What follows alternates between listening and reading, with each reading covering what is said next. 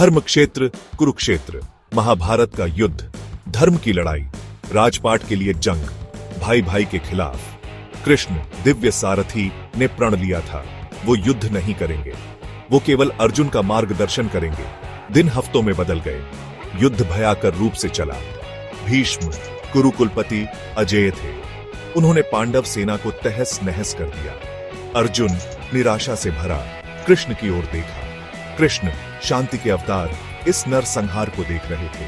उन्होंने धर्मी पांडवों को गिरते देखा, उन्होंने धर्म के असंतुलन को महसूस किया, उनका संकल्प परखा जा रहा था।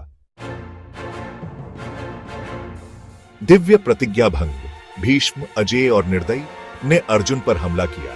अर्जुन हिचकिचाते हुए भीष्म के क्रोध का मुकाबला नहीं कर सका।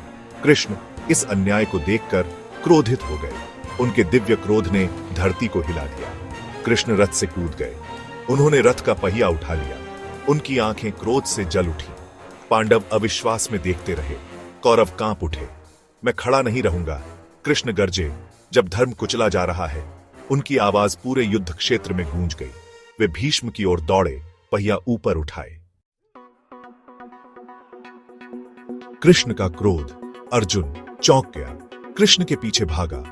कृष्ण रुको, वह चिल्लाया, आपने शपथ ली थी, आप युद्ध नहीं कर सकते। उसकी बातें अनसुनी हो गईं। कृष्ण धार्मिक क्रोध में डूबे अजेय थे।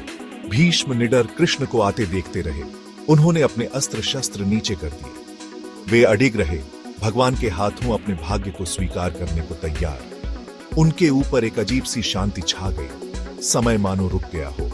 युद्ध क्षेत्र ने अपनी सांस रोक ली, युद्ध का भाग्य अधर में लटका हुआ था।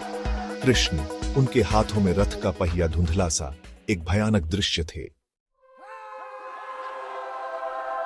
एक मोड़, अंतिम क्षण में अर्जुन ने खुद को कृष्ण के चरणों में फेंक दिया। उसने कृष्ण से अपनी प्रतिज्ञा याद रखने की विनती की। कृष्ण, उनका क्रोध क्षणिक रूप से शांत हुआ। अर्जुन की ओर देखा, उनकी आंखें नरम हो गईं। उन्होंने रथ का पहिया गिरा दिया। धरती ने राहत की सांस ली, युद्ध क्षेत्र का तनाव टूट गया। कृष्ण ने खुद को रोक लिया था, लेकिन संदेश स्पष्ट था, धर्म की रक्षा के लिए वे किसी भी हद तक जाएंगे। इस घटना ने सभी को हिलाकर रख दिया। भीष्म ने कृष्ण की प्रतिबद्धता की गहराई को समझा, अर्जुन ने धर्म का सही अर्थ समझा। युद्ध हमेशा के लिए बदल गया, जारी रहा।